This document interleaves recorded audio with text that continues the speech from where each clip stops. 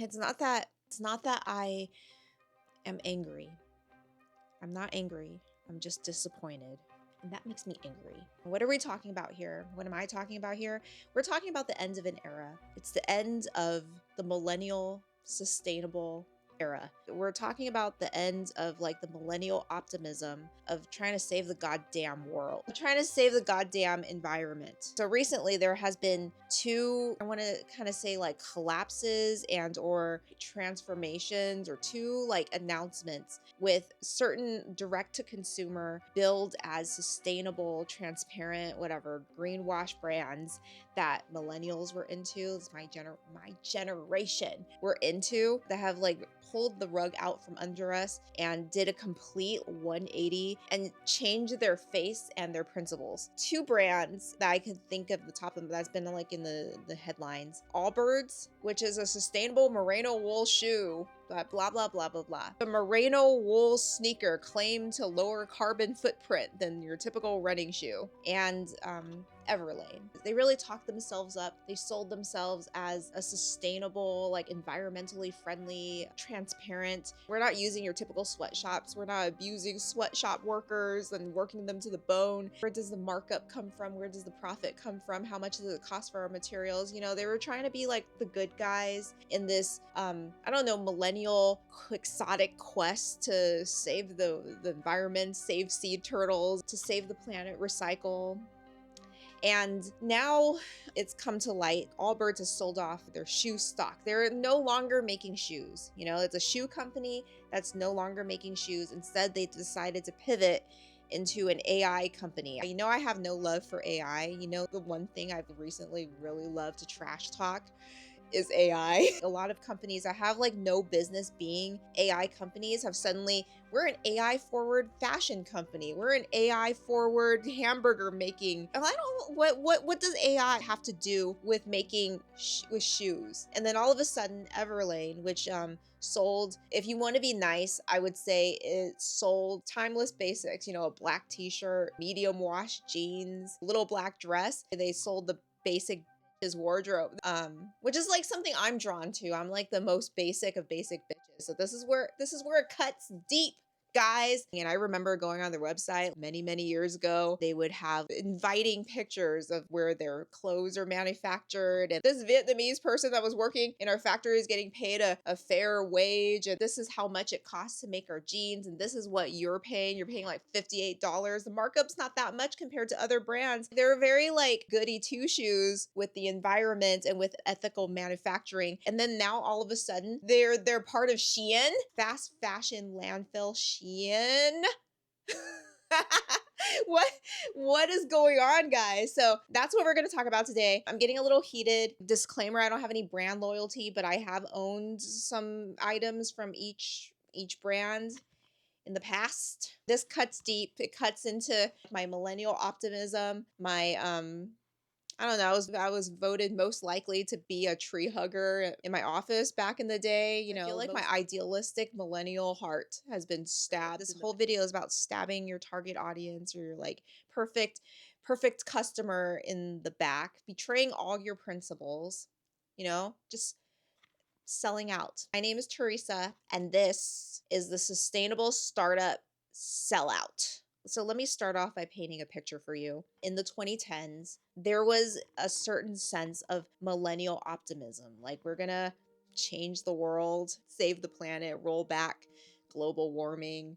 You know, blind millennial optimism. Of course, we know now where we're living in now, it did not end in a happily ever after. Okay, it did not end in a happy ending. The good guy didn't win at all. It's a tragedy is what it is. But in the 2010s, it was a period of what I would like to call youthful millennial optimism. As a byproduct of that, there was also a vibe of it was cool to to love your planet. The vibe of millennial sustainability, you know, we're gonna like roll back global warming, stop climate change, and save the sea turtles drinking out of paper straws instead of plastic straws. And I'm not saying all millennials have this mentality. I'm sure some millennials out there, my age group, some of you may not even give a shit about recycling. I don't recycle. What are you gonna do about it, Teresa? Some of you are probably against preserving the environment right from the start, like even back in the 2010s when everybody was like, we gotta be more sustainable, we gotta become minimalist and buy less but better. And then you would probably say like, trees, I'm gonna cut down all the trees. You would probably wade up into a lagoon and you spot a dolphin and you probably punch it in the face. But I would say for a millennial of a certain type, really diligent about like limiting our carbon footprint, taking on personal responsibilities to help save the environment, or maybe some people were just performing it. Now we know that these brands are performing it. You know, I wouldn't say I'm the biggest tree hugger in the world. My office, I got voted. We're just talking, who's the most likely around here to be a tree hugger? And everybody's like, you, obviously. I caught a coworker throwing away AA batteries in the garbage. And I'm like, whoa, pick that up. For the most part, for those who had like a childhood in the 90s, early 2000s, we were taught to love the earth, to conserve, to recycle. We learned about the rainforest. Conservation was a huge thing in elementary school back in the day. You had dolphins on your Trapper Keeper. You had the Lisa Frank dolphin folder. There was dolphin motifs. What millennial out there doesn't like a good dolphin on their stationery or dolphin decal in their bedrooms? You look at this Whalen whale mural that you see everywhere in every city, every aquarium in every city. Look at how graceful and majestic these whales are. Nobody's ever gonna go like, I hate these whales. I want them to die. If you were a 90s kid, you'll remember Captain Planet. You had a diverse group of teenagers and they each had a power: fire, water, earth, heart. You know, that was a secret ingredient, heart. And with their powers combined, they made Captain Planet. And he was like a superhero. It was like Superman superhero, but he was fighting for the planet. The bad guy of the week was just some piece of shit. They were trying to deforest the Amazonian rainforest, trying to dump their toxic chemicals into a river and mess with the salmons swimming upstream. You know, they didn't care about water or the earth, and they especially had no heart. And Captain Planet came by, and then I don't know what he did to them. Beat him up or something. And I'm just the guy to give it to you. What are you talking about? There was a lot of kid movies, and I was a kid, involving sea mammals. You know, Free Willy, Flipper. There was definitely Andre. You remember? The seal? The early 90s was a neon beach day. Everybody was surfing, hanging 10, playing volleyball. I mean, like, I know you guys watch Baywatch. What can you say about Baywatch in that, I don't know what you were looking at. There were certainly buoys, but I was looking at extreme jet skiing. Did you know that there was a Baywatch made-for-TV movie? When I was in college, together with my aspiring marine biologist friend, we watched the Baywatch made-for-TV movie in one of our dorm rooms. The only thing I remember from this made-for-TV movie, David Hasselhoff, he's somehow embroiled in like some international coastal incident involving spies and or ninjas. Well, who the hell's your partner? It's me, Beast Boy! Yeah! Somebody came at him with a spear, and then they stuck the sand on the beach, Malibu. He like grabbed the pole, spun around the pole, and he started kicking like all the bad guys in the face.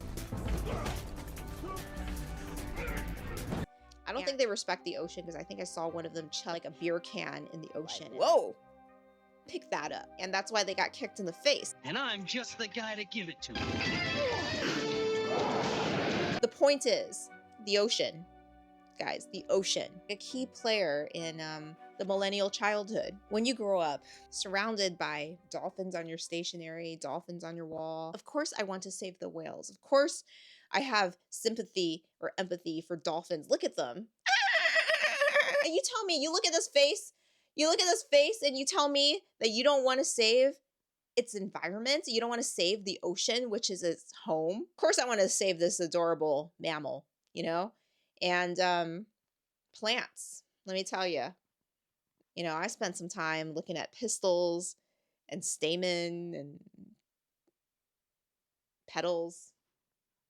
It's not very exciting. When the 2010 arrives and you become a young adult, you're going to be more inclined to recycle. You're going to be more inclined to cart your tote bag. You're going to be a tote bag girl. You're going to cart your tote bag to the grocery store instead of using plastic bags. And you're not going to be bothered that the plastic bags now have like a surcharge. This is more of like an extreme situation. You're going to be more inclined to bring your own Tupperware to a restaurant, and instead of taking your leftovers home in plastic containers, you're going to be more inclined to put it in your own glass containers. This is a more extreme case. I'm not one of those people that do that. Or you're going to be more inclined to go to like an organic grocery store where you could like refill your glass jars with peanut butter, fava beans, or whatever the hell you cook. And you're going to be more inclined to minimalism. You're going to really look at that motto, less but better, and you're gonna really live it. One of the byproducts of minimalism, because you have a smaller wardrobe, a smaller capsule wardrobe, you want everything to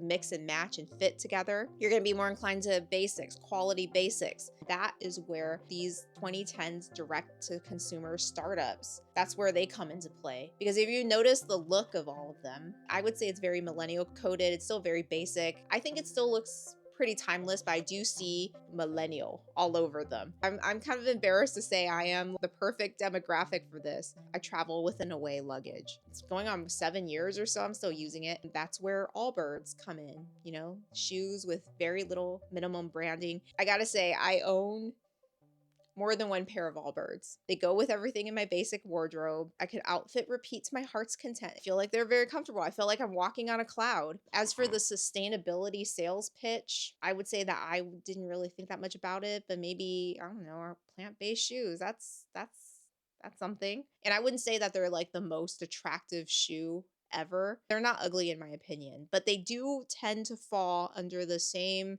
umbrella of the late 2010s trend of shoes that look like socks. You try walking around like, let's say, Santa Fe in the almost 100-degree weather in Reebok Club C 85s. And it's not real leather. You know, the reissues are not real leather. So it doesn't breathe, but the Allbirds breathe. So that's why I'm very disappointed and pretty shocked to hear. I mean, I know they weren't doing well. It should have tipped me off that they were having, the reason why I have like more than one pair of Allbirds is that like over the years, they've been having really good sales. I've been tipped off that they were like having so many sales that they weren't doing well. And now they've basically sold the shoe making part.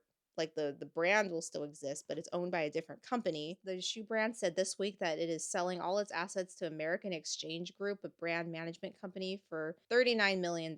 So it was once worth $4 billion, quite a dip in its worth. The company, which makes shoes from wool and eucalyptus, that's why I thought it was made from trees. So it peaked at a $4 billion valuation, which in anybody's reasonable mind, like if you are the kid in the Emperor's New Clothes, when I see just some random company that has no business being valued at over $1 billion, and it happens with a lot of these Silicon Valley startups, I'm like, why? They're just shoes. At some point, the startup itself is not going to live up to the overinflated valuation. It's not going to live up to $1 billion, okay? Those who invested in it want their money back. It's sold off. It's stripped for parts. And those who see to gain from this are perhaps like the founders. VCs are throwing good money after bad. They make the money from the sale. 39 million is not a horrible profit for something that I think maybe even worth less. So in my opinion, I feel like that is the inevitable destiny of a lot of startups that come out of the gate swinging and are overvalued. You know who gets hurt from all this? The people who work there, and also the consumers, because now you got me. It was a comfortable shoe. It was not setting the world on fire or anything, but now it's sold to another company. Will it still be made with the same material? Or are you gonna start like, you know, cutting corners and stripping back materials and just have like a lesser product, but it'll make you more profit? Then you have a shoe company feeding like environmentally conscious millennials like me, feeding us a pickup line about like, we're made from sustainable eucalyptus material, and like every shoe you buy, we're gonna plant a tree. You're not planting any trees. They don't have anything to do with shoes at all. It's just like the name is still there, but the company itself is now pivoted to AI.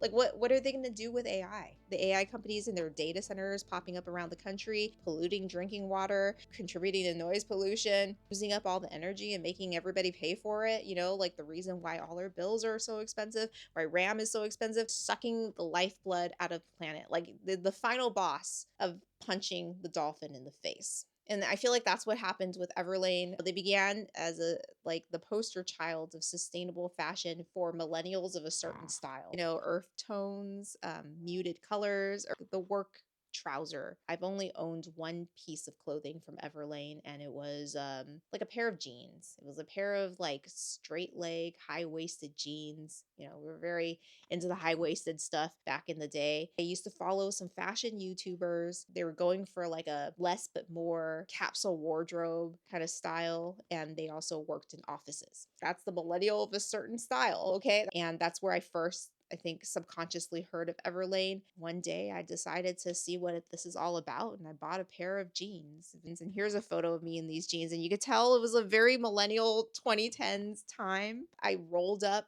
the hem of the pant, and it wasn't because they needed a tailoring. I just felt like rolling them up so that I could show my sockless ankles. I could count on my hand how many times I wore them because they were never the jeans I reached for because they were very stiff. They were tolerable, but not comfortable enough to tempt me. So now we know during the years when they were hot, like I would say the mid to late 2010s when they were hot, and then they just kind of fell under the radar. I never even thought about them until now, to the new mergers and acquisition development. And when I wore these jeans, even though they were not the most comfortable jeans, I think I might have felt better about myself because I'm like, these are sustainable, these are transparent. Whoever made these jeans were being paid a fair wage versus all the other sweatshop workers out there working in like fashion slavery, because you know on their website they've got some very crispy photos of their factories and like some happy old man dyeing some indigo or something, and I probably, as I wore them like a handful of times, secretly picking my wedgie because that kind of gave me a wedgie. I think I felt better about myself. It was not like external performative sustainability, but it was like inner, I'm doing my part for the environment by buying these jeans versus buying these jeans. The workers are happily making the jeans versus miserable workers. I admit it, I can see it now. It's just this, that's why I forced myself into those jeans. I know like what's gonna come out of my mouth is gonna sound very insufferable, but here's some honesty here, okay? I felt like I was part of a movement, a first world movement of promoting happy working conditions in a sweatshop, okay? That's rebranded as a factory, a humane factory. Over the years, they've done very poorly, $90 million in debt, behind on their rent, facing eviction, and then they were bought out by a private equity company and then sold to Shien. Is like the final boss of fast fashion. So there's like a lot of irony here. When Everlane started off, they basically pledged to remove all virgin new plastic from the company's supply chain, stores, and offices by 2021. And in 2026, the Shien sellout. Who the hell's your partner? It's me, Beast Boy!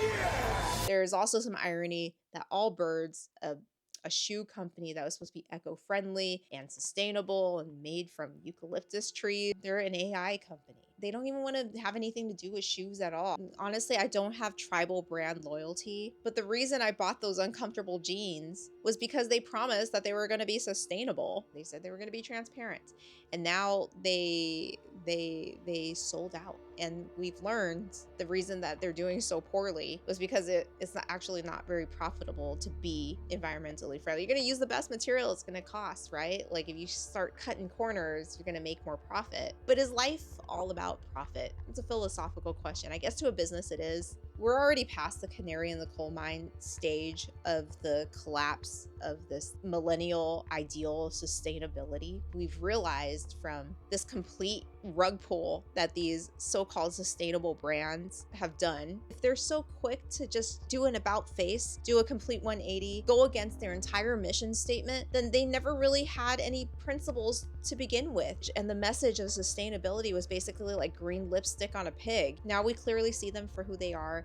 that their mission of sustainability was just playing lip service to dolphin loving millennials, just playing into a trend. Now that the vibe has shifted, or the political climate has shifted. All the corporations have AI FOMO and they want to get on the AI bandwagon or be left behind. They didn't care about water or the earth, and they especially had no heart. The new vibe is to punch a dolphin in the face. That's why I'm just disappointed. Where is the future that we were promised with like blues and green, like marine life swimming around you, like one with the ocean? There's no future. That never happened. And now we live in this. This dolphin's probably gonna die, to be honest. It's probably already dead.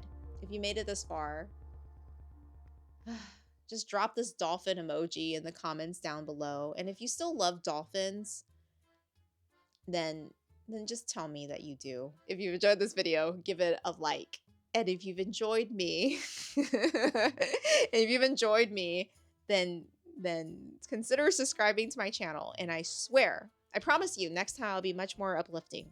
Here. I'm running out of places to shop, actually. And I feel like being the office tree hugger that I am, I might just end up in a burlap sack.